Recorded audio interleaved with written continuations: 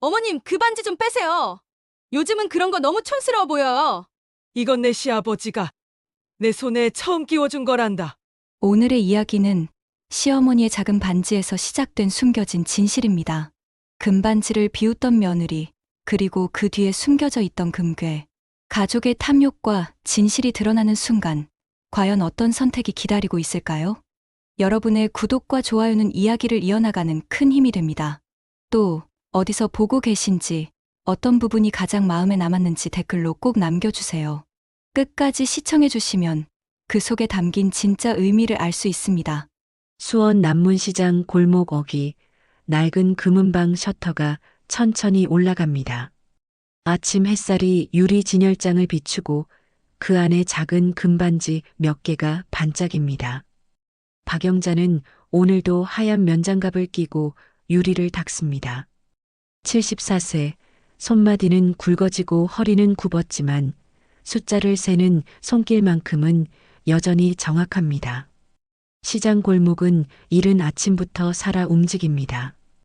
기름 냄새가 고소하게 풍기고 갓 구운 인절미의 따끈한 향이 코끝을 스칩니다. 튀김집에서 기름 끓는 소리가 지글지글 울리고 떡집 할머니는 인절미 나왔어요 하고 목청을 높입니다. 생선 가게 앞엔 아주머니들이 고등어 값을 흥정하느라 웃고 떠듭니다. 영자는 이 소리들이 좋습니다. 40년을 이 자리에서 버텼죠. 80년대엔 결혼 예물을 맞추러 온 젊은 부부들로 북적였고 90년대 외환위기 때엔 금 모으기 운동에 동참했습니다. 이 가게는 시장 사람들의 추억이자 영자 자신의 자부심입니다. 사장님, 오늘도 일찍 나오셨네요. 건너편 떡집 할머니가 손을 흔듭니다. 영자는 미소로 화답하죠. 서로 말은 없어도 수십 년 인사만으로도 통합니다. 가게 안계산대 옆엔 낡은 벚나무 반지함이 놓여 있습니다. 남편 성달이 첫거래로 번 돈으로 맞춰준 것이죠. 손때가 묻어 윤기가 흐릅니다. 영자는 가끔 그 반지함을 쓰다듬으며 남편을 떠올립니다. 오늘은 집에 가져가야겠어요. 성달은 매일 밤 계산기를 두드리며 말했습니다. 영자야, 숫자는 사람을 속이지 않는다. 장부는 절대 허투루 쓰지 마. 영자는 그 옆에서 서류를 정리하며 고개를 끄덕이던 날들이 아직도 눈에 선합니다. 6년 전 세상을 떠났지만 여전히 그 목소리가 들리는 것만 같습니다. 영자는 그 말을 평생 믿고 살았습니다. 세금 계산서, 매입 장부, 영수증 하나하나 챙겼죠. 혹시 모를 일에 대비하는 게 상인의 기본이라 생각했습니다. 점심 무렵 단골 할아버지 한 분이 들어옵니다. 금반지 하나를 내밀며 말합니다. 사장님, 이거 얼마나 될까요? 손주 학원비가 모자라서요. 영자는 확대경으로 반지를 살핍니다. 순도를 확인하고 저울에 올려놓죠. 무게를 재고 시세를 계산합니다. 오늘 시세로 22만 원 드릴 수 있습니다. 할아버지는 고개를 끄덕이며 받아갑니다. 영자는 그 뒷모습을 바라보며 생각합니다. 금은 사람을 배신하지 않는다. 하지만 사람은 금 때문에 배신하기도 한다. 저녁 무렵 영자는 가게 문을 닫고 집으로 돌아갑니다. 현관문을 열자 큰아들 준호가 소파에 비스듬히 누워 있습니다. 48세, 몇 년 전 사업에 실패해 집을 날려먹고 난 뒤로 아내와 함께 이 집에 들어와 살고 있었습니다. 며느리 선미는 부엌에서 휴대폰만 들여다봅니다. 휴대폰 화면 속 반짝이는 명품 가방이 선미의 얼굴을 환하게 비추고 있었습니다. 어머님 오셨어요? 저 오늘 저녁 안 먹어요. 다이어트 중이거든요. 선미는 고개도 들지 않습니다. 영자는 그저 고개를 끄덕이고 부엌으로 향합니다. 가슴 한쪽이 답답합니다. 며느리와의 대화는 언제부터인가 형식적이 되어버렸습니다. 차남 민호는 교사입니다. 성실하고 착하지만 형 앞에선 늘 주눅이 들죠. 명절 때마다 준호가 큰 소리치면 민호는 입을 다뭅니다. 영자는 그게 안타깝습니다. 두 아들이 사이좋게 지냈으면 하는 게 유일한 바람이었는데 세월이 지날수록 그 거리는 벌어지기만 합니다. 추석이 코앞입니다. 영자는 며칠 전부터 장을 봐두고 홍어 무침과 잡채를 준비했습니다. 냉장고 가득 반찬통이 쌓였죠. 선미는 부엌을 기웃거리다가 코를 찡긋합니다. 어머님, 홍어 냄새 너무 강한데요? 요즘은 이런 거 잘 안 먹어요. 명절상도 배달이 훨씬 깔끔하고 편하잖아요. 영자는 아무 말도 하지 않습니다.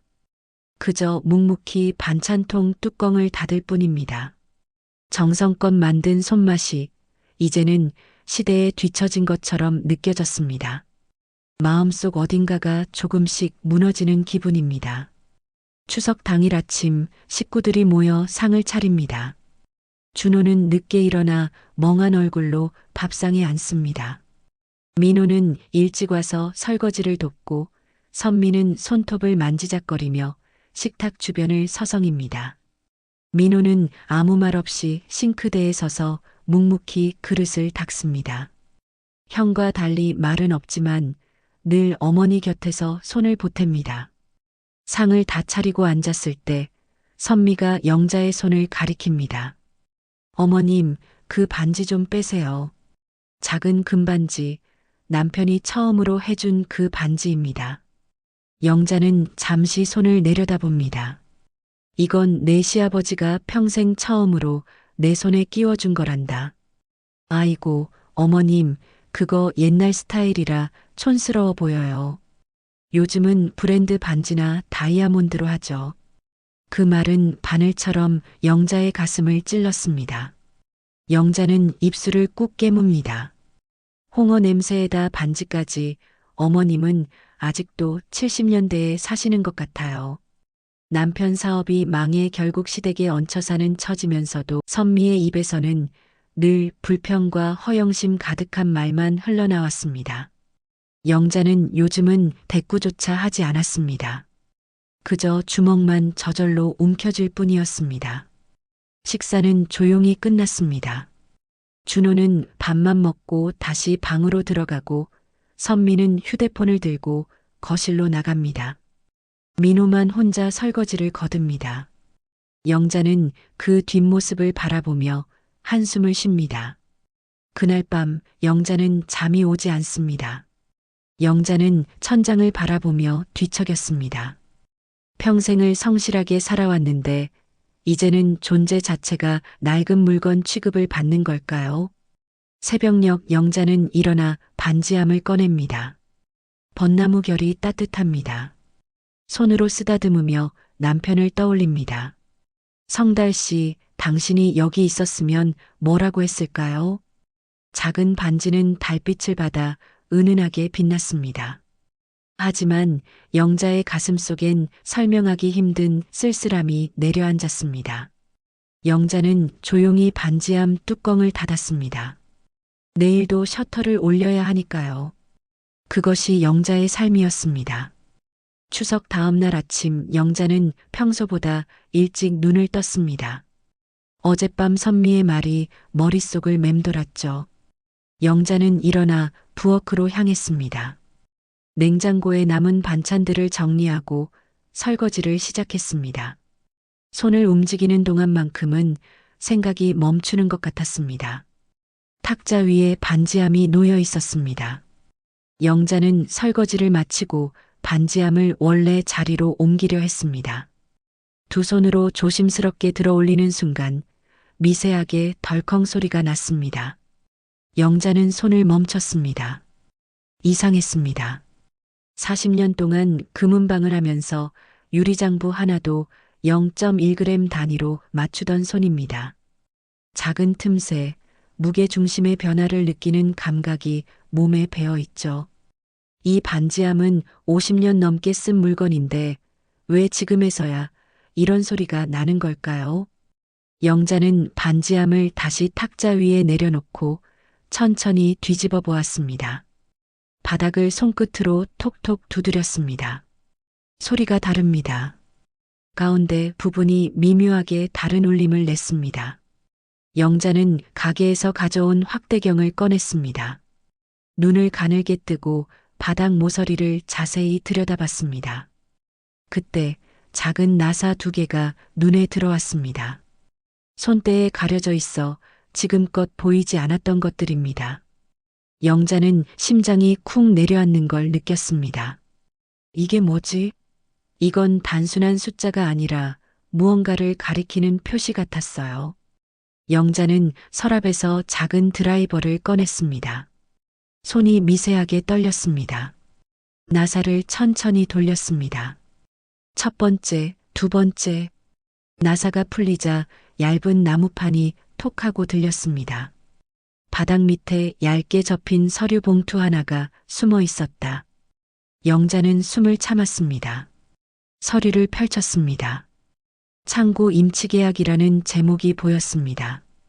보관 품목란에는 금계라는 글자가 선명했습니다. 계약자 이름은 박영자. 그러니까 영자 본인이었습니다. 하지만 영자는 이런 계약을 한 기억이 없었습니다. 종이 한 장을 더 펼쳤습니다. 거기엔 숫자 하나만 빼곡하게 적혀 있었습니다.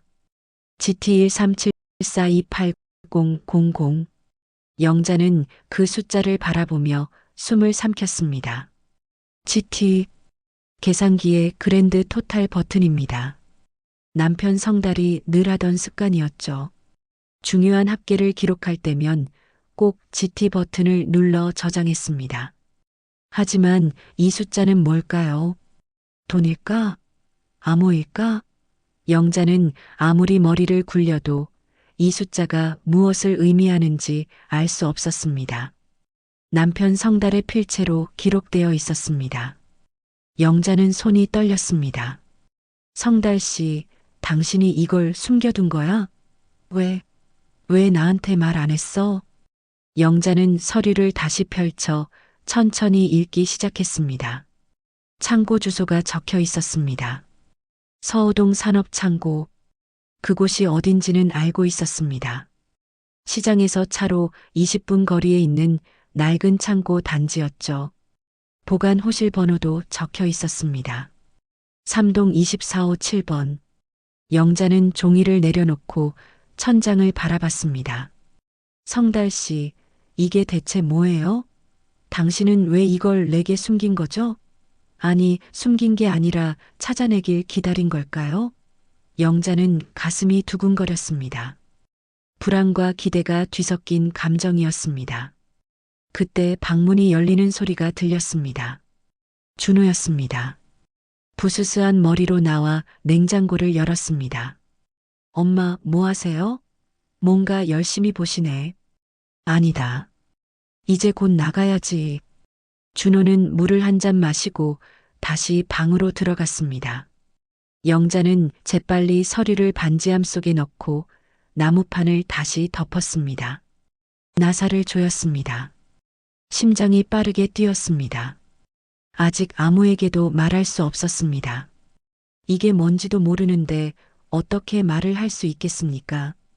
영자는 반지함을 원래 자리에 다시 놓았습니다. 하지만 마음은 진정되지 않았습니다. 창고, 금괴, GT 숫자, 이 모든 게 무슨 의미일까요? 영자는 부엌으로 가서 차를 한 잔 끓였습니다. 따뜻한 차를 마시며 생각을 정리하려 했지만 머릿속은 점점 더 복잡해졌습니다. 남편 성달은 평생 성실한 사람이었습니다. 세금 한 푼 빠뜨리지 않고 냈고 장부는 늘 깔끔하게 정리했습니다. 불법적인 일은 절대 하지 않는 사람이었죠. 그런 사람이 왜 이런 것들을 숨겨둔 걸까요? 영자는 고개를 저었습니다. 아니야. 성달 씨가 나쁜 짓을 했을 리 없어. 분명 이유가 있을 거야. 영자는 차를 다 마시고 자리에서 일어났습니다. 오늘은 창고에 가봐야겠다고 마음먹었습니다. 직접 가서 확인하지 않으면 이 불안은 가라앉지 않을 것 같았습니다.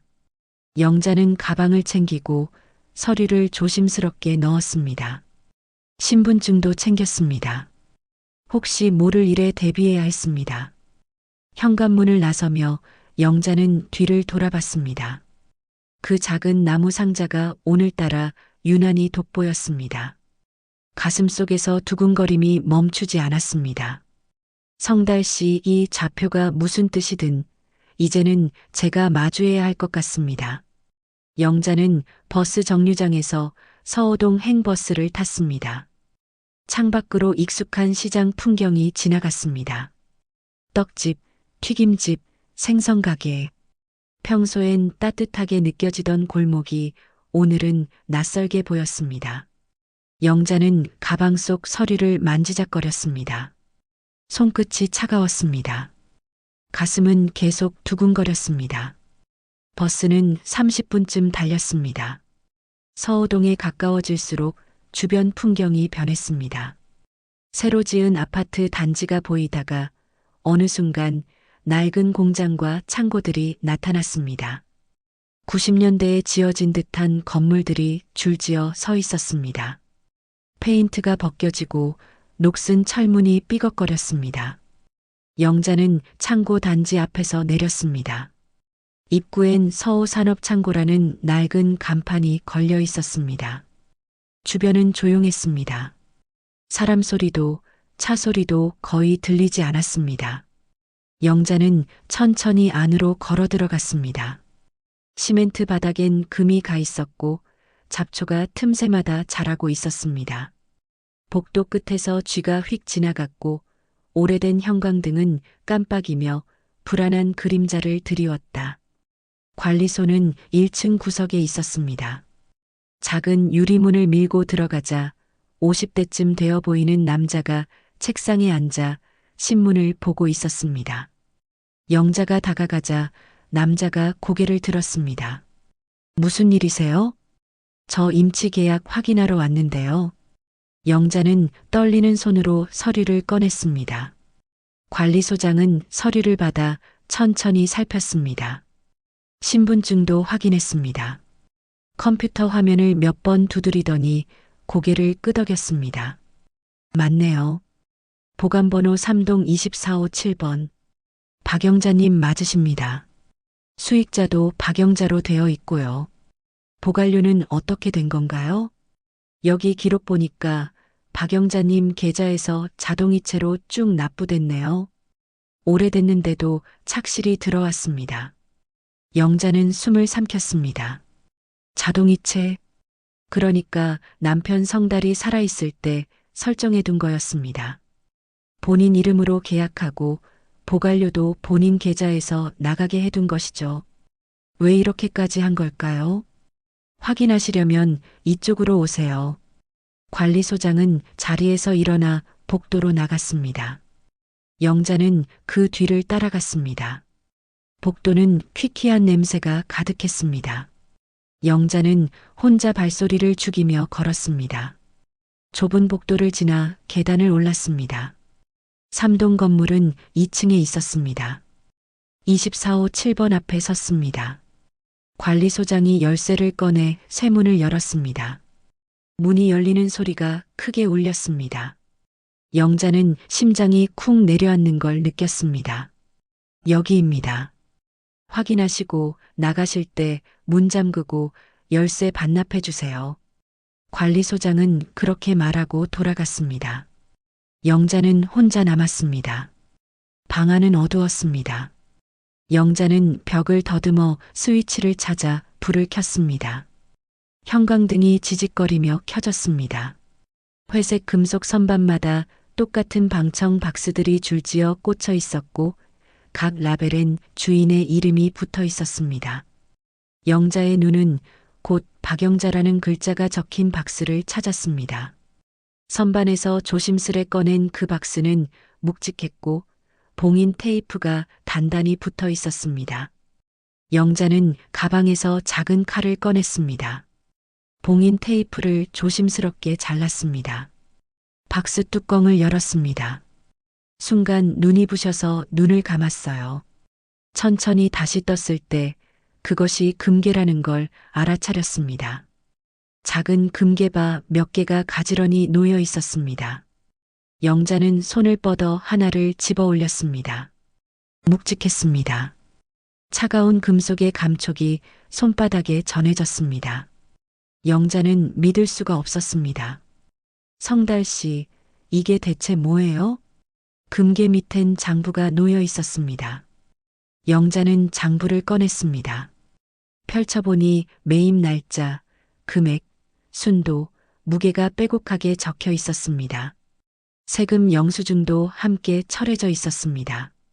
겉보기에 정상 거래 기록처럼 보였지만 영자는 곧장 확신할 수 없었습니다.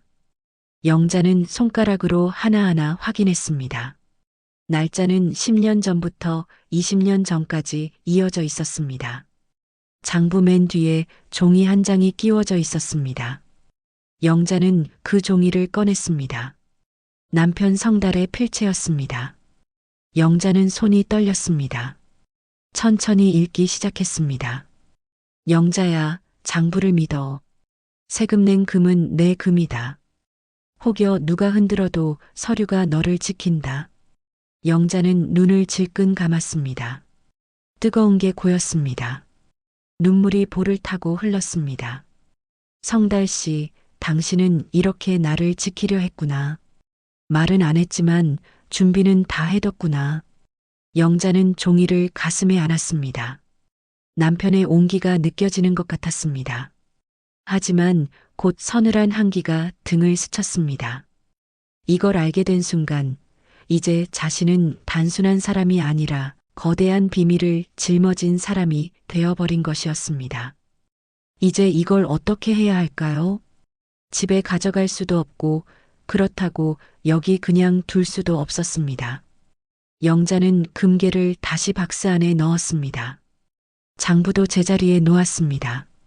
하지만 남편의 메모는 가방 속에 넣었습니다. 이건 곁에 두고 싶었습니다.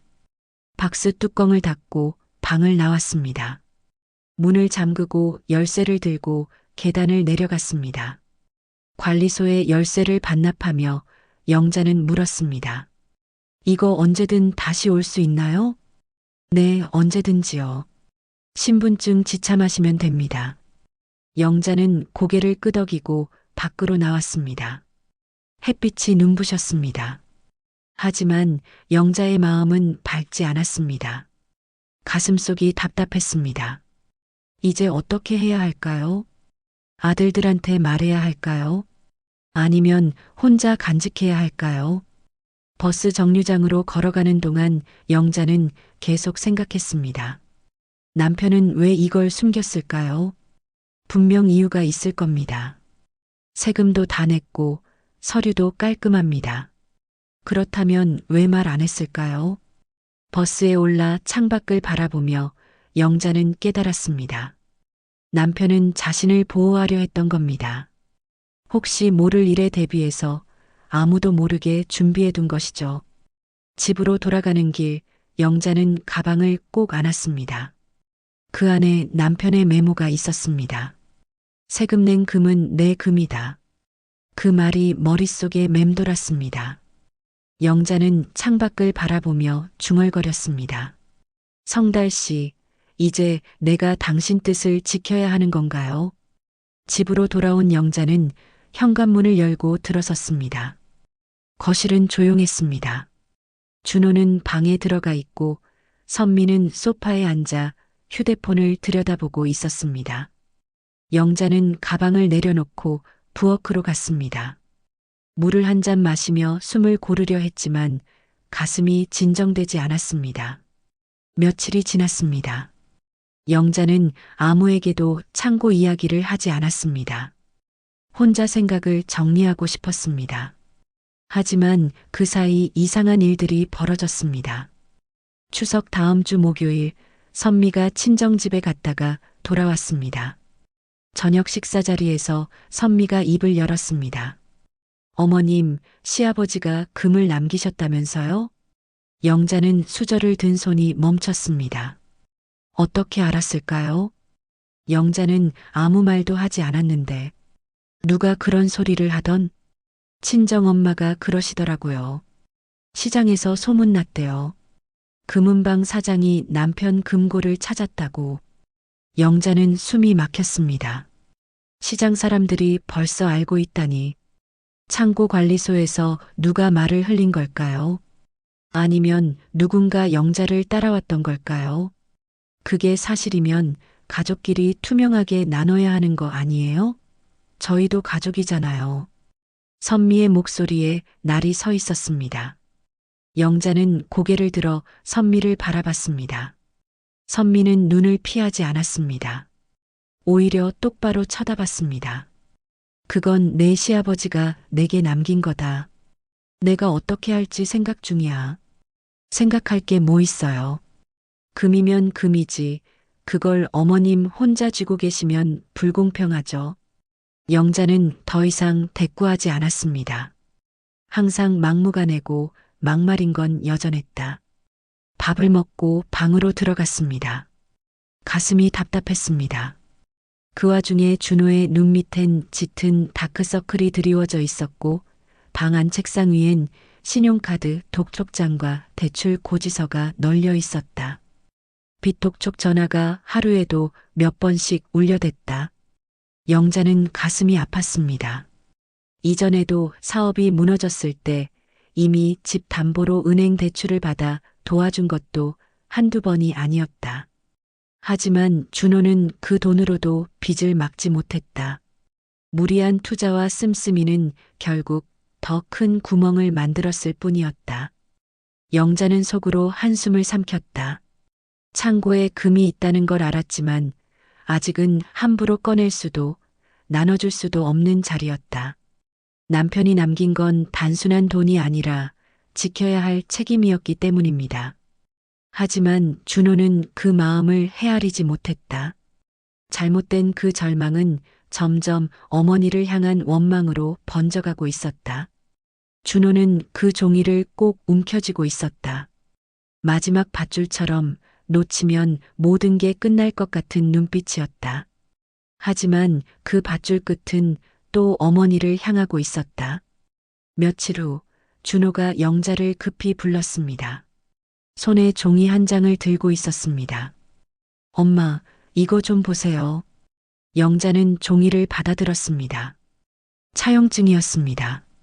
날짜는 3년 전, 금액은 1억 원, 차용인은 박영자, 대여인은 최준호. 도장까지 선명하게 찍혀 있었습니다. 이게 뭐니? 엄마, 저한테 빌려가신 거 기억 안 나세요? 사업 자금으로 급하게 필요하다고 해서 빌리셨잖아요. 영자는 머리가 하얘졌습니다. 3년 전, 그때는 가게 설비를 교체하던 시기였습니다. 돈이 모자라서 은행에서 대출받던 때였습니다. 준호한테 돈을 빌린 적은 없습니다. 나는 내게 돈을 빌린 적이 없다. 도장까지 찍혀 있잖아요. 이거 엄마 도장 맞죠? 영자는 도장을 자세히 들여다봤습니다. 분명 본인 도장이었습니다. 하지만 이 서류를 본 기억이 없습니다. 준호가 몰래 도장을 찍은 걸까요? 이건 조작이야. 나는 이런 종이에 도장 찍은 적 없어. 엄마, 왜 이러세요? 이제 와서 모르는 척 하시면 안 되죠. 금 나온 거 알고 갚기 싫으신 거예요? 준호의 목소리가 높아졌습니다. 영자는 가슴이 무너지는 걸 느꼈습니다. 내 아들이 이럴 수 있나? 영자는 종이를 내려놓고 방으로 들어갔습니다. 더 이상 말하고 싶지 않았습니다. 그날 밤 도어벨이 울렸습니다. 영자는 휴대폰 화면으로 현관을 확인했습니다. 준호였습니다. 술에 취한 듯 비틀거리며 문을 두드리고 있었습니다. 엄마, 문 열어요. 1억 갚으라고요. 고래고래 소리를 질렀습니다. 영자는 떨리는 손으로 녹화 버튼을 눌렀습니다. 증거를 남겨야 했습니다. 준호는 10분쯤 소리를 지르다가 돌아갔습니다. 영자는 그날 밤 잠을 이루지 못했습니다. 다음 날 아침 현관문 앞에 종이 한 장이 붙어 있었습니다. 문 앞에 붙은 종이 위엔 커다란 붉은 도장이 찍혀 있었다. 가압류라는 글자가 눈에 확 들어왔다. 영자는 순간 숨이 막혀 가슴을 움켜쥐었다. 마치 집 전체가 붙잡힌 듯 차갑게 식어버렸다. 준호 측 변호사가 금괴의 소유권 불분명하다며 가처분을 신청한 것입니다. 영자는 주저앉을 뻔했습니다. 이럴 수가. 내 아들이 나를 상대로 소송을 걸다니. 손이 떨렸습니다. 종이가 바닥에 떨어졌습니다. 그날 오후 선미는 커뮤니티에 글을 올렸습니다. 영자는 나중에야 그 사실을 알았습니다. 시장 떡집 할머니가 알려준 것입니다. 영자야, 인터넷에 내 얘기 올라왔더라. 며느리가 쓴 것 같던데. 영자는 할머니 휴대폰을 빌려 글을 읽었습니다. 시아버지 재산, 시어머니가 독차지합니다. 내용은 더 노골적이었다. 시아버지가 평생 모은 금을 시어머니가 혼자 차지하려 합니다. 저희 부부는 10년 넘게 모시며 고생했는데도 단 한 푼 인정받지 못했습니다. 요즘 세상이 어떤 세상인데 이런 불공정이 있어도 되나요? 저희도 가족입니다. 법적으로 끝까지 싸울 겁니다. 댓글에는 며느리 편이다. 저런 시어머니가 다 있냐는 말들이 줄줄이 달려 있었다. 영자는 휴대폰을 돌려주고 가게로 돌아왔습니다. 가슴이 무너졌습니다. 이제 온 동네가 다 알게 됐습니다. 영자는 도둑도 아니고 숨긴 것도 아닌데 사람들 입에 오르내리게 됐습니다. 며칠 후 창고관리소에서 연락이 왔습니다. 박영자 고객님, 익명 제보가 들어와서요. 보관 중인 금괴 출처가 불법일 수 있다는 내용입니다. 임시 동결을 검토 중입니다. 영자는 전화를 끊고 주저앉았습니다. 익명 제보. 누가 신고한 걸까요? 선미인가? 아니면 준호인가? 영자는 알 수 없었습니다. 하지만 분명한 건 이제 금괴를 꺼낼 수도 없게 됐다는 것입니다. 그날 밤 영자는 반지함을 꺼냈습니다. 이중 바닥을 열어 남편의 메모를 다시 읽었습니다. 세금 낸 금은 내 금이다. 장부가 너를 지킨다. 영자는 눈물을 흘렸습니다. 성달 씨, 당신 말 믿으라지만 내가 버틸 수 있을까요? 영자는 메모를 가슴에 안았습니다. 하지만 두려움은 가시지 않았습니다. 다음 날 영자는 시장 상인들 앞에서 고개를 들지 못했습니다. 사람들이 수군거렸습니다. 저 사람이 금을 숨겼대. 에구, 돈이 많으니 자식들이 저러지. 돈이 사람 잡네. 세상에 친엄마 상대로 소송이라니 내 자식이 저랬음 속 터져 죽었을 거야. 영자는 가게 셔터를 올리고 진열장을 닦았습니다. 하지만 손은 계속 떨렸습니다. 저녁 영자는 가게 문을 닫고 집으로 돌아왔습니다. 현관 앞에 또 종이가 붙어 있었습니다. 이번엔 법원 출석 통지서였습니다. 준호가 재산분할 청구 소송을 정식으로 제기한 것입니다. 영자는 종이를 떼어내고 안으로 들어갔습니다. 거실은 어두웠습니다. 아무도 없었습니다. 영자는 소파에 앉아 천장을 바라봤습니다. 가족이 무너지고 있었습니다. 신뢰도 사랑도 다 사라지고 있었습니다. 영자는 혼자 중얼거렸습니다. 성달 씨, 이제 나 혼자 어떻게 싸워야 하나요? 법원 출석 날이 다가왔습니다. 영자는 며칠 밤을 설쳤습니다. 잠이 오지 않았습니다. 천장을 바라보며 남편의 메모를 되새겼습니다. 세금 낸 금은 내 금이다. 장부가 너를 지킨다. 하지만 그 말이 정말 나를 지켜줄 수 있을까요? 아침 영자는 검은색 옷을 꺼내 입었습니다. 거울을 보니 얼굴이 수척했습니다. 며칠 사이 살이 빠진 것 같았습니다. 영자는 가방에 서류를 챙겼습니다. 장부, 세금 영수증, 임치 계약서. 손이 떨렸습니다. 법원 복도는 차갑고 넓었습니다. 사람들이 오가는 소리가 울렸습니다. 영자는 벤치에 앉아 기다렸습니다. 준호와 선미는 반대편에 앉아 있었습니다. 변호사와 뭔가 이야기하고 있었습니다. 영자는 고개를 돌렸습니다. 아들의 얼굴을 보고 싶지 않았습니다. 민호가 늦게 도착했습니다. 영자 옆에 앉았습니다. 엄마, 괜찮으세요? 응, 괜찮다. 하지만 괜찮지 않았습니다. 가슴이 무너지는 것 같았습니다. 민호는 엄마 손을 꼭 잡았습니다. 손이 차가웠습니다. 법정 문이 열렸습니다. 판사가 들어왔습니다. 사람들이 일어섰습니다. 영자도 천천히 일어났습니다. 다리가 후들거렸습니다. 신문이 시작됐습니다. 준호 측 변호사가 먼저 말했습니다.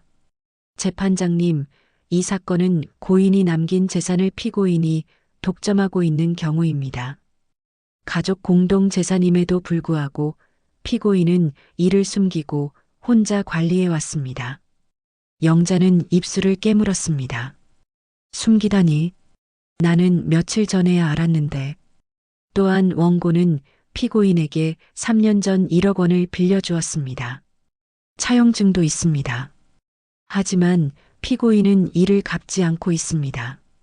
차용증이 제출됐습니다. 영자는 그 종이를 바라봤습니다. 분명 본인 도장이었습니다. 하지만 기억이 없었습니다. 판사가 물었습니다. 피고인, 이 차용증에 대해 반박할 내용이 있습니까? 판사의 안경 너머 눈빛은 한치의 온기도 없었다. 차갑게 정리된 머리칼과 무표정한 얼굴은 영자에게 마치 이미 죄인으로 낙인 찍힌 듯한 압박감을 주었다. 영자는 떨리는 목소리로 말했습니다. 저는 이 서류에 도장을 찍은 기억이 없습니다. 아들한테 돈을 빌려준 적도 없습니다. 그럼 이 도장은 어떻게 찍힌 겁니까? 모르겠습니다. 아마 제가 없을 때 누가... 영자는 말을 잇지 못했습니다. 준호 측 변호사가 끼어들었습니다. 재판장님, 피고인은 고령으로 기억이 정확하지 않을 수 있습니다. 도장은 분명 피고인 것이며 날짜도 명확합니다. 영자는 숨이 막혔습니다. 고령? 기억이 정확하지 않다. 그 말이 가슴에 박혔습니다. 며칠 후 문서 감정 결과가 나왔습니다.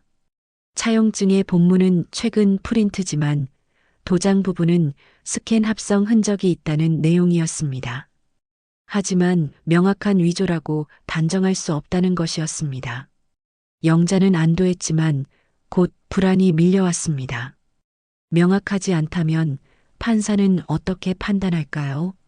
그날 오후 창고 관리소에서 연락이 왔습니다. 박영자 고객님, 법원에서 가압류 확정 통보가 왔습니다. 금괴는 당분간 동결됩니다. 영자는 전화를 끊고 주저앉았습니다. 금괴를 꺼낼 수 없게 됐습니다. 이제 어떻게 해야 할까요? 다음 날 은행에서 연락이 왔습니다. 고객님, 계좌가 가압류됐습니다. 출금이 제한됩니다. 영자는 멍하니 서 있었습니다. 계좌까지 동결됐습니다. 이제 가게 운영도 할 수 없게 됐습니다. 영자는 지갑에서 카드를 꺼내 들었지만 손끝에서 미묘하게 힘이 풀렸다. 통장 잔액이 그대로 있는데도 돈을 꺼낼 수 없다는 사실이 눈앞에 빨간 딱지를 붙인 듯 숨을 막아왔다. 시장으로 돌아가는 길, 영자는 고개를 들지 못했습니다. 떡집 할머니가 눈을 피했습니다. 튀김집 아주머니도 인사를 하지 않았습니다. 영자는 가슴이 무너졌습니다. 아이고, 겉으론 멀쩡해도 속은 썩었구먼. 귓가에 스치는 말들이 칼처럼 파고들었다. 사람들이 나를 믿지 않는구나.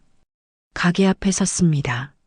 셔터를 올리려 하는데 누군가 지나가며 수군거렸습니다. 저 사람이 금을 숨겼다던데. 자식한테 소송당했대. 영자는 셔터를 올리다 말고 멈췄습니다. 손이 떨렸습니다. 가슴이 답답했습니다. 영자는 셔터를 다시 내렸습니다.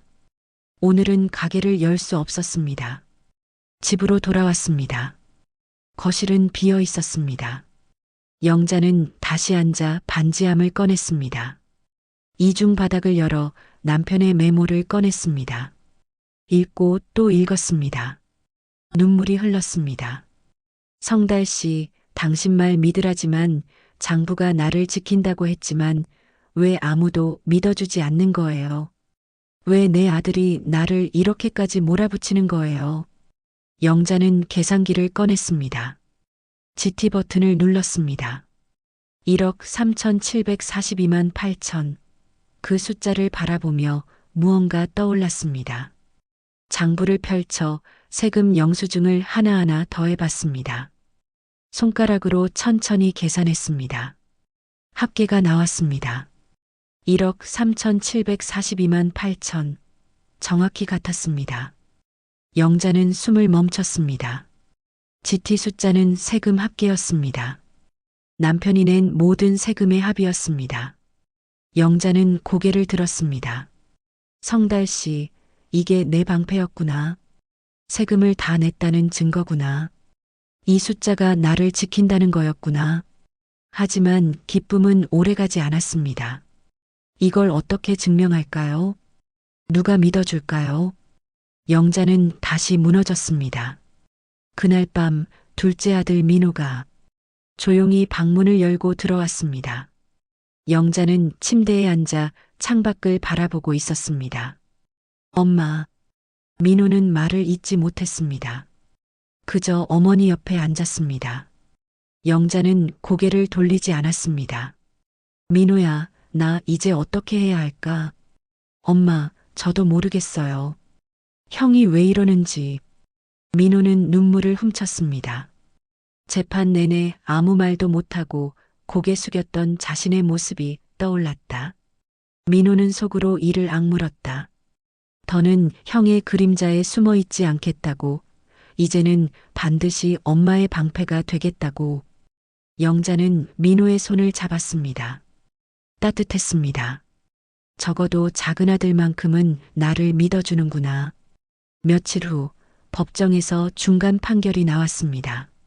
가압류는 유지, 금괴는 증거 불충분으로 당분간 동결. 영자는 법정 의자에 앉아 그 말을 들었습니다. 머리가 하얘졌습니다. 가슴이 무너졌습니다. 법정 뒤에서 준호가 선미와 이야기하는 소리가 들렸습니다. 웃는 소리였습니다. 영자는 고개를 돌렸습니다. 준호가 비웃고 있었습니다. 영자는 눈을 감았습니다. 법정을 나서며 영자는 비틀거렸습니다. 민호가 부축했습니다. 엄마, 괜찮으세요? 괜찮다. 하지만 괜찮지 않았습니다. 다리에 힘이 풀렸습니다. 영자는 그대로 주저앉았습니다. 민호가 소리쳤습니다. 엄마, 엄마. 영자는 눈을 감았습니다. 의식이 흐려졌습니다. 멀리서 구급차 사이렌 소리가 들렸습니다. 병원 침대에서 눈을 떴습니다. 하얀 천장이 보였습니다. 영자는 천천히 고개를 돌렸습니다. 민호가 의자에 앉아 졸고 있었습니다. 영자는 입술을 움직였습니다. 민호야. 민호가 화들짝 놀라며 일어났습니다. 엄마, 깨어나셨어요? 여긴 병원이니? 네. 법정에서 쓰러지셔서 구급차로 왔어요. 의사 선생님이 과로와 스트레스래요. 좀 쉬셔야 한대요. 영자는 천장을 바라봤습니다. 쓰러졌구나.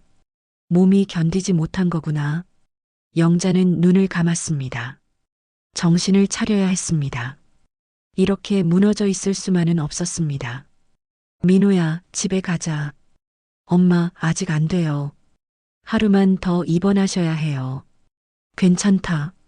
집에 가야 할 일이 있어. 의사가 다시 들어와 단호하게 말했다. 연세에 이 정도 스트레스가 반복되면 큰일 납니다. 다음엔 단순 실신이 아니라 뇌출혈로 번질 수도 있어요. 의사의 말에 영자는 깨달았다. 영자는 잠시 눈을 감았다. 더는 쓰러지지 않겠다고 남편의 메모를 증거로 바꾸겠다고 다짐했다. 한참 휴식을 취한 후 영자는 침대에서 일어났습니다. 어지러웠지만 참았습니다. 민호가 부축했습니다. 둘은 병원을 나와 집으로 돌아갔습니다. 집에 도착하자마자 영자는 반지함을 꺼냈습니다. 이중 바닥을 열고 서류를 펼쳤습니다.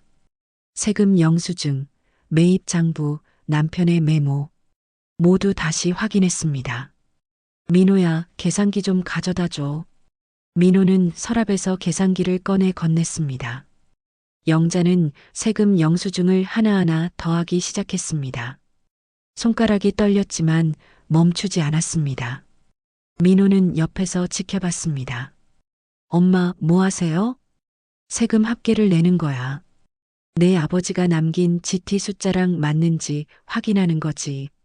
영자는 계속 더했습니다. 10년 전, 15년 전, 20년 전 모든 세금 영수증을 합쳤습니다. 마지막 숫자를 더하고 GT 버튼을 눌렀습니다. 1억 3,742만 8천. 영자는 숨을 멈췄습니다. 남편이 남긴 GT 숫자와 정확히 일치했습니다. 영자는 눈물이 났습니다. 성달 씨, 당신 말이 맞았어. 세금 낸 금은 내 금이야. 장부가 나를 지킨다고 했지. 민호야, 봐. 정확히 맞아. 내 아버지가 낸 세금 합계랑 GT 숫자가 똑같아. 민호는 계산기를 들여다봤습니다. 눈이 커졌습니다. 엄마, 이거 증거가 될 수 있어요.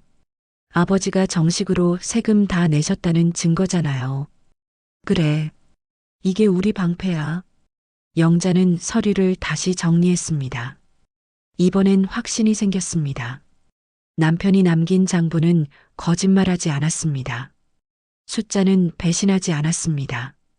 민호야, 도어벨 영상 아직 있지? 네, 저장해뒀어요. 그것도 가져와 봐. 민호는 휴대폰을 꺼내 영상을 보여줬습니다. 준호가 술에 취해 문을 두드리며 소리치는 장면이 선명했습니다. 엄마, 1억 갚으라고. 고래고래 소리치는 목소리가 녹음되어 있었습니다. 이거 법정에서 쓸 수 있어요, 엄마. 형이 협박했다는 증거예요. 영자는 고개를 끄덕였습니다. 그래. 이제 증거를 모아야 해. 그냥 당하고만 있을 수 없어. 다음 날 아침 영자는 민호와 함께 세무서를 찾아갔습니다. 직원 앞에 장부와 세금 영수증을 펼쳤습니다. 이 서류들 확인해 주실 수 있나요? 남편이 납부한 세금 내역이에요. 직원은 한동안 서류를 이리저리 살폈다. 영자의 심장은 쿵쾅거렸다. 혹시 이상하다고 하면 어쩌나. 이윽고 직원이 고개를 끄덕였다. 정상 신고 내역입니다. 모두 납부 완료됐네요. 날짜랑 금액이 다 일치합니다. 여기 기록된 건 금 매입에 대한 세금까지 다 포함된 겁니다. 불법 거래는 전혀 없어요. 영자는 안도의 숨을 쉬었습니다. 그래, 남편은 금을 사면서도 다 기록하고 세금을 낸 거였구나. 한 푼도 숨긴 게 없었던 거야. 이게 증명서로 발급 가능한가요? 네, 납세 증명서 발급해 드릴 수 있습니다. 영자는 증명서를 발급받았습니다. 손에 쥔 종이가 따뜻하게 느껴졌습니다. 이제 무기가 하나 생겼습니다. 세무서를 나오며 민호가 말했습니다. 엄마, 이제 법무사한테 가봐요. 준호 형 차용증도 다시 검토받아야 해요. 그래, 가자. 법무사 사무실에서 차용증을 다시 확인받았습니다. 법무사는 확대경으로 자세히 들여다봤습니다. 도장 부분이 스캔 합성인 게 명확합니다. 본문은 최근 프린트고요. 이건 위조 가능성이 높습니다. 그럼 이걸 경찰에 신고할 수 있나요? 네, 가능합니다. 다만 고의성 입증이 필요하긴 해요. 하지만 도어벨 영상까지 있으면 협박 정황도 함께 제출할 수 있습니다. 영자는 고개를 끄덕였습니다. 이제 방향이 보였습니다. 그날 저녁 영자는 시장 골목을 걸었습니다. 떡집 할머니가 손을 흔들었습니다. 영자야, 괜찮아? 응, 괜찮아. 우리 다 알아. 너 그런 사람 아니야. IMF 때도 세금 꼬박 냈잖아. 너는 금갑 같은 사람이야. 영자는 가슴이 뜨거워졌습니다. 할머니가 손을 꼭 잡았습니다. 사람 말은 금값이야. 흔들리지 마. 영자는 눈물이 났습니다. 고맙다는 말을 하려 했지만 목이 메었습니다. 할머니는 그저 웃으며 손을 놓았습니다. 집으로 돌아오는 길 영자는 생각했습니다. 나는 혼자가 아니야. 믿어주는 사람들이 있어. 남편이 남긴 장부도 있고 민호도 있어. 이제 더 이상 무너지지 않을 거야. 집에 도착하니 민호가 거실에서 서류를 정리하고 있었습니다. 엄마, 내일 시장 상인회에 가봐요. 탄원서 받을 수 있을 것 같아요. 탄원서? 네. 엄마가 평생 성실하게 장사했다는 증언들이요. 법정에서 도움될 거예요. 영자는 고개를 끄덕였습니다. 그래. 이제 싸워야 해. 제대로 싸워야 해. 다음 날 영자와 민호는 시장 상인회를 찾아갔습니다. 상인들 앞에서 사정을 설명했습니다. 사람들은 흔쾌히 자필 탄원서를 써줬습니다. 영자 사장은 40년 동안 한 번도 속인 적 없어요. IMF 때도 세금 꼬박 냈어요. 절대 불법 거래 같은 거 안 하는 사람입니다. 주름진 손으로 또박또박 글씨를 적어 내려가는 모습이 영자의 눈에 들어왔다. 글자 하나하나가 마치 금처럼 빛났다. 영자의 눈가가 뜨거워졌다.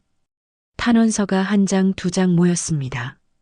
영자는 그 종이들을 꼭 껴안았다. 금괴보다 무겁고 금괴보다 빛나는 믿음이었습니다. 저녁 영자는 반지함 앞에 앉았습니다. 남편의 메모를 다시 꺼냈습니다. 세금 낸 금은 내 금이다. 장부가 너를 지킨다. 영자는 조용히 중얼거렸습니다. 성달 씨, 이제 내가 당신 뜻을 지킬 거예요. 숫자를 믿듯이 이제 나 자신도 믿을 거예요. 더 이상 무너지지 않을 거예요. 영자는 서류를 가방에 챙겼습니다. 세금 증명서, 장부, 탄원서, 도어벨 영상, 모든 증거가 모였습니다. 이제 법정으로 돌아갈 준비가 됐습니다. 민호가 방문을 열고 들어왔습니다. 엄마, 준비됐어요? 응. 이제 제대로 싸울 거야. 민호는 어머니 손을 꼭 잡았습니다. 영자는 아들의 눈을 바라봤습니다. 거기엔 믿음이 있었습니다. 그러나 그 밤 잠은 오지 않았다. 장부와 증명서, 탄원서와 영상이 머릿속에서 계속 번쩍였다. 내일 모든 것이 갈린다. 법정 출석일이 다시 왔습니다. 영자는 이번엔 달랐습니다. 가방엔 세금 증명서, 장부, 탄원서, 도어벨 영상이 담겨 있었습니다. 민호가 옆에 서 있었습니다. 엄마, 준비됐죠? 응. 이제 제대로 보여줄 거야. 법원 복도는 지난번과 똑같이 차갑고 넓었습니다. 하지만 영자는 더 이상 두렵지 않았습니다. 준호와 선미는 반대편 벤치에 앉아 있었습니다. 선미는 휴대폰을 들여다보고 있었고 준호는 변호사와 무언가 이야기하고 있었습니다. 영자는 고개를 돌리지 않고 정면을 바라봤습니다. 법정 문이 열렸습니다. 판사가 들어왔습니다. 사람들이 일어섰습니다. 영자도 천천히 일어났습니다. 이번엔 다리가 떨리지 않았습니다. 신문이 시작됐습니다. 준호 측 변호사가 먼저 말했습니다. 재판장님, 이 사건은 여전히 재산 소유권 불분명 상태입니다. 피고인은 명확한 증거를 제시하지 못하고 있습니다. 영자의 변호사가 일어났습니다. 재판장님, 피고인 측은 충분한 증거를 준비했습니다. 먼저 세무서에서 발급받은 납세 증명서를 제출합니다. 서류가 판사에게 전달됐습니다. 판사는 천천히 서류를 살폈습니다. 이 증명서는 고인 최성달 씨가 20년간 금 매입에 대해 정상적으로 세금을 납부했음을 보여줍니다. 모든 거래는 합법적으로 신고됐습니다. 준호 측 변호사가 반박했습니다. 그렇다 해도 재산은 가족 공동 소유입니다. 아닙니다. 임치 계약서의 수익자는 박영자입니다. 보관료도 박영자 계좌에서 자동이체됐습니다. 창고관리소장의 증언도 있습니다. 창고관리소장이 증인석에 섰습니다. 판사가 물었습니다. 보관료는 누구 계좌에서 납부됐습니까? 박영자 고객님 계좌에서 20년간 자동이체로 납부됐습니다. 수익자는 누구입니까? 박영자 고객님입니다. 판사는 고개를 끄덕였습니다. 준호는 입술을 깨물었습니다. 영자의 변호사가 다시 말했습니다. 또한 원고 측이 제출한 차용증은 위조 의심이 있습니다. 법무사의 문서 감정 결과를 제출합니다. 법무사가 증인석에 섰습니다. 도장 부분은 스캔 합성 흔적이 명확합니다. 본문은 최근 프린트로 출력됐고요. 날짜와 도장이 일치하지 않습니다. 판사가 준호를 바라봤습니다. 원고, 이에 대해 반박할 내용이 있습니까? 준호는 당황한 표정으로 변호사를 쳐다봤습니다. 변호사가 일어나려 했지만 판사가 손을 들었습니다. 잠깐, 영상 자료가 있다고 들었습니다. 민호가 일어나 휴대폰을 제출한 뒤 잠시 머뭇거리다 입을 열었다. 재판장님, 저도 증언하겠습니다. 제 아버지는 평생 성실히 세금을 냈습니다. 어머니도 한 번도 가게 장부를 허투루 쓴 적 없습니다. 민호의 떨리는 목소리가 법정에 울렸다. 조용하던 차남의 용기 있는 발언에 방청석이 고개를 끄덕였다. 법정 화면에 도어벨 영상이 재생됐습니다. 준호가 술에 취해 문을 두드리며 소리치는 장면이었습니다. 엄마, 1억 갚으라고요. 고래고래 소리치는 목소리가 법정에 울렸습니다. 방청석이 술렁였습니다. 선미는 고개를 숙였습니다. 준호는 얼굴이 창백해졌습니다.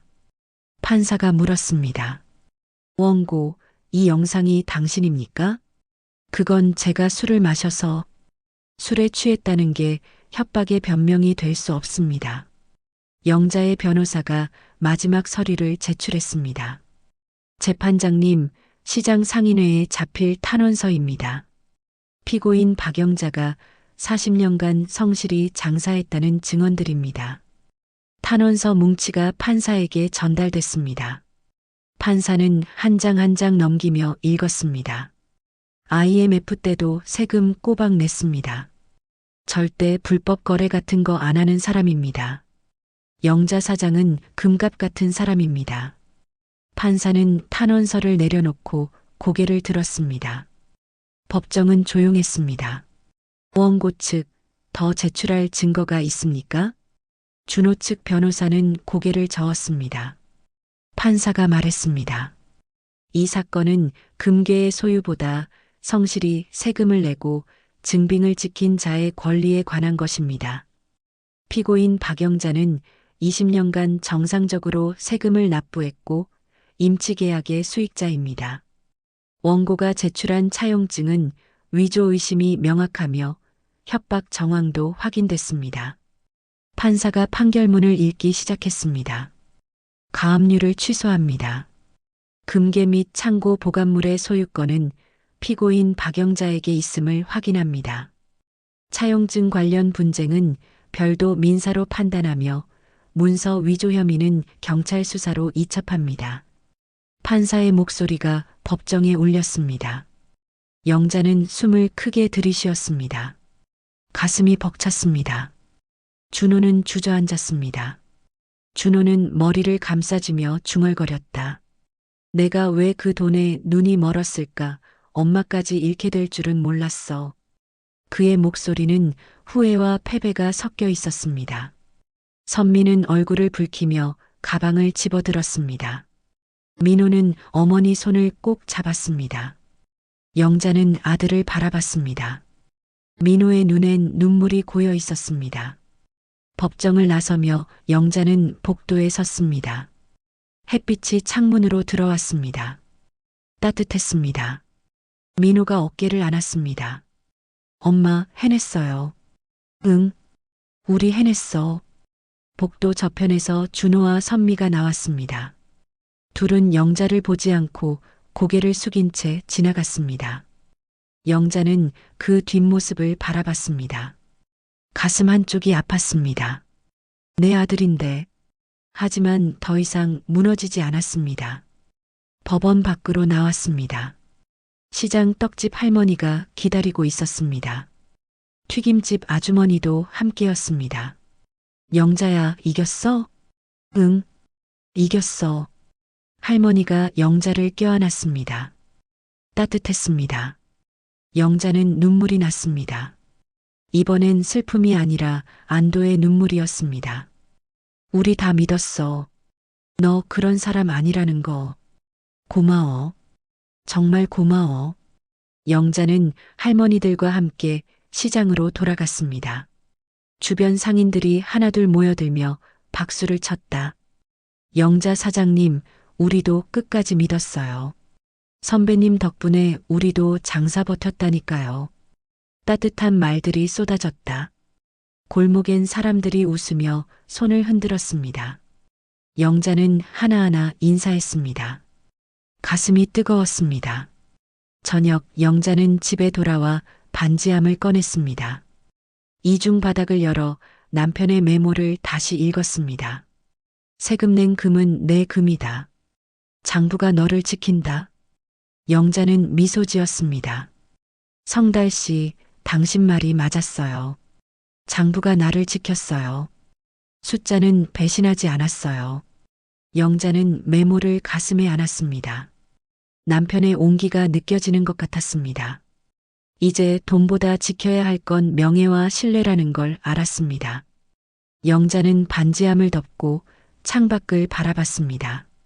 저 멀리 준호와 선미가 어디로 갔을지 궁금했습니다. 하지만 더 이상 마음 쓰지 않기로 했습니다. 이제는 나를 그리고 나를 믿어준 사람들을 지킬 차례였습니다. 영자는 창밖을 바라보며 중얼거렸습니다. 성달 씨, 이제는 숫자만이 아니에요. 사람들의 믿음이 저를 지켜줍니다. 8챕터 법정 승리 이후 며칠이 지났습니다. 영자는 창고에서 금괴를 정리했습니다. 일부는 은행 금고로 옮기고 일부는 현금화했습니다. 남편이 남긴 것이지만 이제 영자가 관리해야 했습니다. 준호는 문서 위조 혐의로 결국 집행유예 판결을 받았습니다. 법원을 나선 뒤로 시장에서 얼굴을 비추지 않았습니다. 선미는 조용히 짐을 싸서 친정으로 돌아갔습니다. 이혼 이야기가 나온다는 소문도 돌았습니다. 영자는 그 소식을 들으며 가슴 한쪽이 무거웠습니다. 내 아들이지만 이제 각자의 길을 가야 한다는 걸 받아들였습니다. 민호는 여전히 어머니 곁에 있었습니다. 주말마다 찾아와 밥을 같이 먹고 가게 정리를 도왔습니다. 영자는 그 모습이 고마웠습니다. 적어도 이 아들만큼은 믿을 수 있다는 게 위안이었습니다. 어느 날 영자는 시장 상인회를 찾아갔습니다. 회장 앞에 봉투 하나를 내밀었습니다. 이게 뭡니까, 사장님? 금 나눔 적금 시작하려고요. 소액씩 모아서 독거노인 긴급 의료비나 틀니, 보청기 지원하는 거요. 저도 얼마 안 되지만 시작금으로 넣으려고요. 회장은 눈이 커졌습니다. 상인의 사람들도 박수를 쳤습니다. 영자 사장, 본인도 힘들었을 텐데 이런 생각을 하다니. 힘들 때 사람들이 저 믿어줬잖아요. 그 마음 갖고 싶어서요. 상인회는 흔쾌히 찬성했습니다. 며칠 뒤 시장 입구에 포스터가 붙었습니다. 금 나눔 적금 매달 소액씩 모아 독거노인 긴급 의료틀 리보청기 지원. 사람들이 하나둘 동참하기 시작했습니다. 한 달 뒤 영자는 다시 금은방 셔터를 올렸습니다. 며칠간 닫아뒀던 가게였습니다. 셔터가 올라가자 햇살이 유리 진열장을 비쳤습니다. 작은 금반지들이 반짝였습니다. 시장 사람들이 하나둘 모여들었습니다. 떡집 할머니, 튀김집 아주머니, 생선가게 아저씨, 모두들 박수를 쳤습니다. 영자야, 다시 열어줘서 고마워. 우리 영자 사장 없으면 시장이 허전하지. 영자는 눈물이 났습니다. 고맙다는 말을 하려 했지만 목이 메었습니다. 그저 고개만 숙여 인사했습니다. 가게 앞엔 화분 하나가 놓여 있었습니다. 조그만 난초였습니다. 쪽지가 붙어 있었습니다. 영자야, 우리가 널 믿었다. 마이너스 상인의 일동. 영자는 화분을 안으로 들고 들어갔습니다. 계산대 옆에 조심스럽게 놓았습니다. 그때 한 젊은 엄마가 아이 손을 잡고 들어왔습니다. 사장님, 반지 하나 맞추고 싶어요. 결혼기념일이라서요. 영자는 미소를 지으며 자리를 안내했습니다. 아이는 진열장 안반지를 보며 까르르 웃었습니다. 가게 안에 다시 예전처럼 따뜻한 기운이 퍼졌습니다. 그날 저녁 영자는 집에 돌아와 반지함을 꺼냈습니다. 이중 바닥을 열어 남편의 메모를 다시 읽었습니다. 이젠 손때가 더 묻어 종이가 부드러워졌습니다. 세금 낸 금은 내 금이다. 장부가 너를 지킨다. 영자는 메모를 가슴에 안았습니다. 성달 씨, 당신 말이 맞았어요. 숫자는 거짓말을 하지 않았어요. 그리고 이번엔 사람들의 마음이 그 숫자를 더 빛나게 했어요. 영자는 반지함에서 작은 금반지 하나를 꺼냈습니다. 선미가 비웃던 바로 그 반지였습니다. 햇살 아래 들어올려 보니 여전히 은은하게 빛났습니다. 시간이 증명해줬지. 영자는 그 반지를 다시 반지함에 넣었습니다. 하지만 이번엔 이중 바닥이 아니라 맨 위에 놓았습니다. 숨길 필요가 없었습니다. 이제는 떳떳했습니다. 다음 날 아침 영자는 일찍 일어나 가게로 향했습니다. 골목 어귀엔 튀김 기름 끓는 소리, 떡집 할머니 호객 소리, 생선 가게 아주머니들 웃음소리가 뒤섞여 있었습니다. 영자는 이 소리들이 좋았습니다. 금은방 앞에 섰습니다. 셔터를 올렸습니다. 유리 진열장을 닦았습니다. 하얀 면장갑을 끼고 천천히 원을 그리며 닦아냈습니다. 반지들이 하나씩 빛을 되찾았습니다. 문을 열자 첫 손님이 들어왔습니다. 단골 할아버지였습니다. 사장님, 다시 여셔서 다행이에요. 할아버지, 오랜만이에요. 저번에 판 반지값으로 손주 학원비 냈어요. 고마웠어요. 영자는 미소 지었습니다. 금보다 귀한 건 사람들의 믿음이었습니다. 영자는 그 사실을 다시 깨달았습니다. 점심때 민호가 도시락을 들고 찾아왔습니다. 엄마, 같이 먹어요. 그래, 들어와. 둘은 가게 안 작은 테이블에 앉아 밥을 먹었습니다. 민호가 물었습니다. 엄마, 금 나눔 적금 잘 되고 있대요? 응. 사람들이 많이 참여해줘서 고마워. 엄마가 시작 안 했으면 누가 했겠어요. 영자는 아들을 바라봤습니다.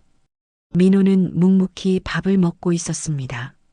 말은 없지만 늘 곁에 있어주는 아들이었습니다. 영자는 가슴이 따뜻해졌습니다. 저녁 영자는 가게 문을 닫고 집으로 돌아갔습니다. 거실 탁자 위에 반지함이 놓여 있었습니다. 영자는 반지함을 쓰다듬었습니다. 벚나무 결이 부드러웠습니다. 창밖을 바라봤습니다. 가을 햇살이 골목 위로 부드럽게 내려앉고 있었습니다. 저 멀리 아이들이 뛰어노는 소리가 들렸습니다. 시장 골목은 여전히 살아 있었습니다. 영자는 반지함 뚜껑을 열었습니다. 그 안에 작은 금반지가 빛나고 있었습니다. 손으로 집어 올려 햇살에 비춰봤습니다. 반짝거렸습니다. 진짜 금은 세월이 지나도 빛을 잃지 않는다는 걸 다시 확인했습니다. 이제 내 좌표는 내가 찍는다. 영자는 조용히 중얼거렸습니다. 반지를 다시 반지함에 넣고 뚜껑을 닫았습니다. 그리고 창밖을 바라보며 미소 지었습니다. 남편의 말처럼 숫자는 거짓말을 하지 않았습니다. 세금을 성실히 내고 장부를 정직하게 적은 것이 결국 영자를 지켰습니다. 하지만 그것만으로는 부족했습니다. 사람들의 믿음, 이웃의 지지, 민호의 사랑이 함께했기에 가능했습니다. 영자는 반지함을 쓰다듬으며 속으로 중얼거렸습니다. 성달 씨, 이제 나 혼자가 아니에요. 당신 말대로 숫자도 사람들의 마음도 날 지켜줬어요. 영자는 반지함을 원래 자리에 놓았습니다. 더 이상 숨길 것도 두려워할 것도 없었습니다. 내일 아침이면 또 셔터를 올릴 것입니다. 유리 진열장을 닦을 것입니다. 단골 손님들을 맞이할 것입니다. 그것이 영자의 일상이었고 앞으로도 그럴 것입니다. 평범하지만 떳떳한 삶. 그게 영자가 지켜낸 것이었습니다. 저 멀리 가을 햇살이 시장 골목을 비추고 있었습니다. 영자는 창문을 열었습니다. 따뜻한 바람이 들어왔습니다. 영자는 눈을 감고 그 바람을 느꼈습니다. 숫자는 배신하지 않았고 사람들은 나를 외면하지 않았다. 그것이면 충분했다. 평화로웠습니다. 여러분의 마음을 어루만지고 속 시원히 풀어드리는 이야기로 다시 찾아오겠습니다. 오늘 사연이 마음에 닿으셨다면 소중한 분들과 공유해 주시고 구독, 좋아요로 많은 응원 부탁드립니다. 여러분의 이야기가 또 다른 감동을 만듭니다.